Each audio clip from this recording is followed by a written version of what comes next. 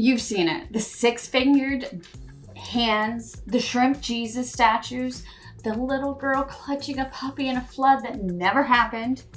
Your feed looks like a fever dream, and half of it wasn't even made by people. AI promised creativity at scale. What we got was the world's biggest content landfill. This is the AI Hustle from Interact Digital, and I am Chrissy Clary. Today we're going to talk about AI slop, what it is, why it's everywhere, and how not to drown in it. AI was supposed to make creative work easier. Instead, it made mediocre work faster. So now anyone can crank out 100 inspirational videos before breakfast. And they do because, you know what? Clicks mean cash. And as you know, the internet rewards more, not better. The web is clogged with junk, so let's just face it. I mean, tons of auto-written blogs that read like oatmeal and YouTube narrated bots that never tell you the end of the story. The noise is endless, but now it's effortless noise. And here's the part that I know firsthand. When I wrote speeches for government agencies, we were trained in the dark art of saying a lot without actually saying anything. I could draft whole paragraphs, whole presentations, whole speeches that sounded important, but they landed nowhere. There really wasn't any content in it because we were just trying to move the narrative along. But now, the blogs I read, the content I read, the stuff I see produced by AI, it is everywhere, and it's that same kind of nonsense. Word salads that don't really have any full meaning or don't deliver on what they promised, at least. The internet is just loaded with crap.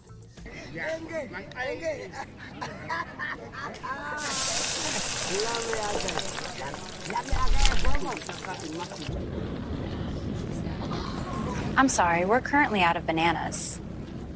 Excuse me?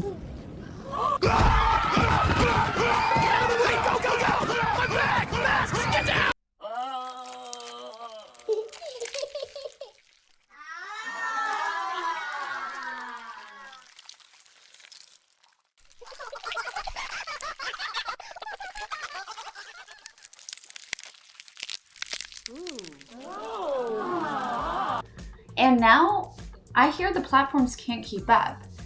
The advertisers are pissed. YouTube is overrun with synthetic channels.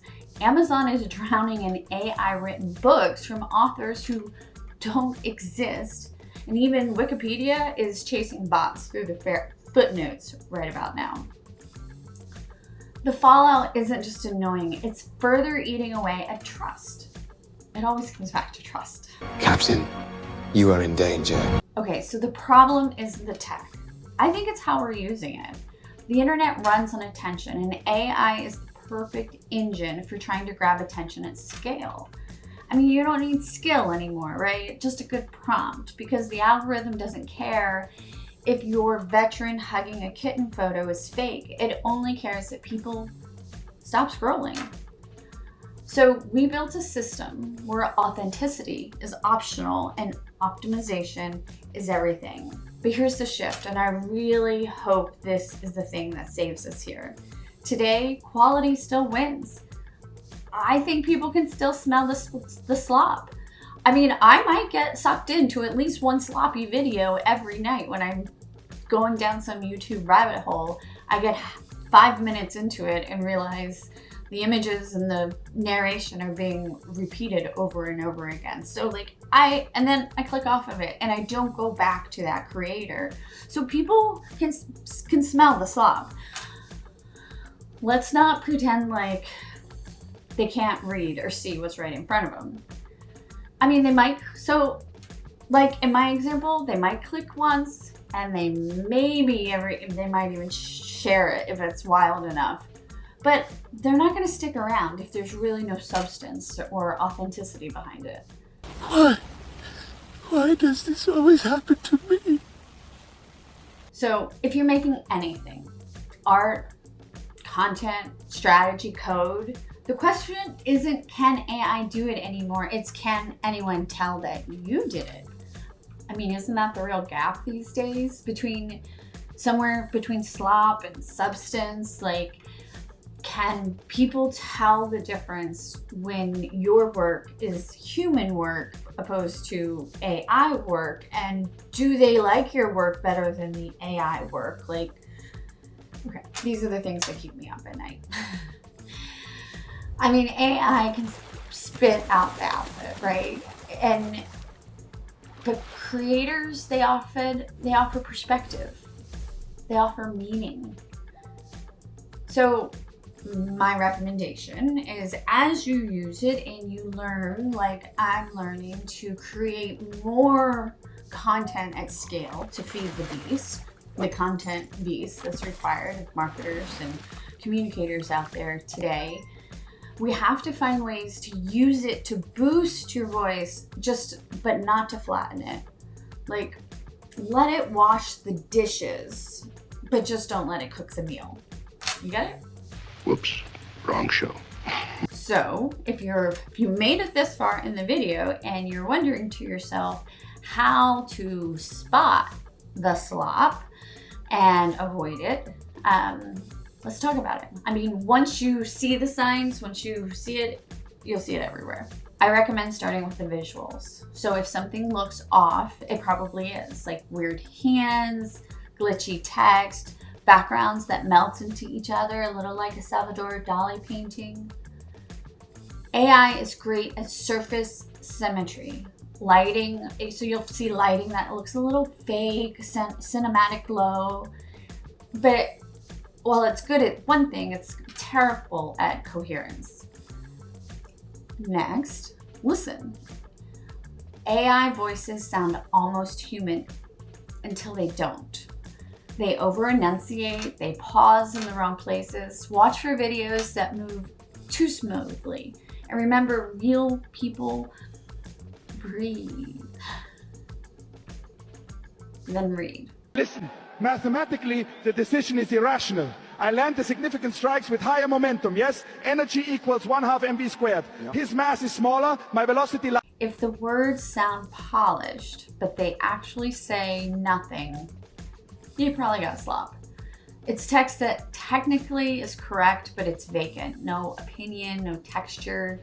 It's just feed for the algorithm. Just keywords. And finally, of course, trust your gut. Slop feels a little like deja vu because everything coming out of the AI is repurposed from somewhere else. It's all generative AI, anyway, works by being trained off the content that came before it. So that's what it has to reference. Coming up with completely new concepts is a totally, I don't think they can do that yet. But if they can, let me know. I want to check that out. This is absurd. Let me go at once. Hands behind your back, please. Do you know who I am? You are in big trouble. Cuffs secure. Step with me, ma'am. This is a grave mistake. I can't believe this. They put me in handcuffs. Me! They thought I was this woman named Karen. I told them who I am. I showed them everything. If your feed looks faker by the day, here's where to start. First, audit all your inputs. Your algorithm is personal and it's only as smart as the attention you give it. So stop rewarding the junk and the spam. Remember, every time you scroll, every time you click, every time you engage or leave a message, a comment, share, you are giving the signal to the algorithm that means you like it. So if you're sharing slop, if you're liking slop, you're gonna get more slop. So be a little choosy. It's fine, of course, to go look and see and enjoy it because some of it's a ton of fun. There's one slop video that I am memorized by. It's this series of beds changing from, like, it might be a spaghetti bed to a marshmallow bed to a water bed that's literally made out of water. And every time that pops up in my feed, I can't help but watch it. So I'm giving a signal that I really like that kind of mind-numbing shit. Anyway, so the second thing you need to do is check your own output. If you wouldn't stand by it, don't post it. So this goes for anything. This comes down to truth and authenticity. If you're sharing some headline like Meghan Markle and Harry are getting divorced or something like that, and you haven't like really verified that that's actually true, then you're just sharing the slop. Like, I'm not saying that's true. Like, I did read it on the cover of the National Enquirer, but I don't know. More research to come on that one. But just remember, what you share, you're basically voting, saying that this is good stuff. They're thundering down the curve. Look at Blackwell in lane 6, moving like a freight train. Morales right on him, elbows pumping. Oh! He clipped the toe. Morales is down in the grass. Third, slow the churn. The faster you publish, the more you sound like everyone else. AI can help you move faster, but your job is to make sure it doesn't make you sound sloppy. So as I analyzed the process for a content creator to build the Content Beast system, I found that the two critical pieces that a human needed to be involved was in the ideation, the original concept, and then the editing of that content to polish it, to evolve it. Generative AI can give you a draft. It can give you a solid draft, especially if your prompts are right on and your prompts can get more intelligent and more defined to make it better. But every other piece, every part of that flow, I found that could be automated, so I went and did that. And I found, 75% efficiency in the time it takes me to produce content and push out content. But what I also found is the faster I push it, the less oversight I have on it. Some things come out, I haven't actually read them. And when I go back later, I'm like, ooh, that's not correct, or that's not what I meant to say. So it's really important that you don't just push out. I mean, in my case, I was building a machine designed to push out content. So I was trying to get the infrastructure right, but I definitely saw that the faster we moved, the sloppier it got. So that having the editor and the process and the reviewer and the person that came up with the content, reviewing your content, really putting their hands on it and editing it will make it better. And that's your job, to make sure what you're putting out doesn't make you or your organization sound sloppy. And fourth, trace the source. So trace the source again, back to the Meghan Markle Harry example, right? Now, that might be fun just to share, right? Just in general. But if I see that and I share it, then I'm saying that, I think this is true. So stop. It's like stop, drop, and roll. Stop, pause, check your source, then share. Stop, check, share, right? Stop it! Stop! You're gonna hurt someone! Max! No! That's enough! Give it to me! Max! Your feed will be better, what you're putting out, especially if you're a professional communicator or content creator, right? There's really no excuses for you to be putting out slop. You know it's good, you know it's right, and do what's right, folks. So, and at the end, if you can't tell that it's legit, you can't verify that this is a real article or source or legit source, then maybe just let it die. Maybe it's a good concept. Maybe you use that concept as a launching pad to write your own article, do your own research. But if you don't know that that's a legitimate source, don't share it. So here's my take. Of course, I think you should use AI. Absolutely. I think it is going to help. It helps you clarify. It helps you iterate, refine. You can get to the point faster. I use AI to shape this very script. I spoke into Otter, and recorded, transcribed that, shared that with ChatGPT, worked it back and forth on like probably 10 or 15 different versions until I came up with the stuff you're hearing today. I mean, some of it I'm ad-libbing, but the core of this script really came together from my ideation, my idea, and then I used AI. I gave it content. I gave it research and thought that it could use to shape an article that was hopefully much more intelligent and enjoyable. But I could have just said, write me an article on AI slop, and actually that's where I started, and it sounded kind of like sloppy. So, you know. Who's having a royal time?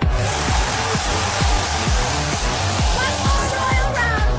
Everyone turn up. Just don't confuse output with meaning, right? Just shipping it, sending it, flooding the zone without putting out content that has true meaning is not the point here.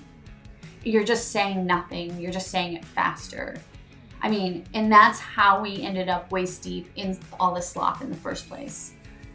And this isn't about policing content. It's about protecting your signal, you know, and it's about protecting your credibility. Because the antidote, I think, the antidote to AI slop is not outrage, and it's probably not going to be policy anytime soon. It's good taste.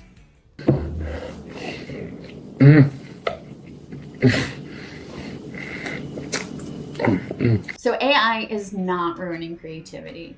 I mean, we are. Every time we chase attention instead of intention. Every time we flood the zone without really watching what our output looks like and making sure that it's intelligent and meaningful.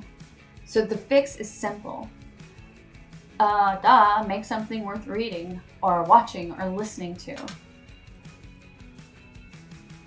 Even if it gets a little sloppy from time to time, just jump in and start.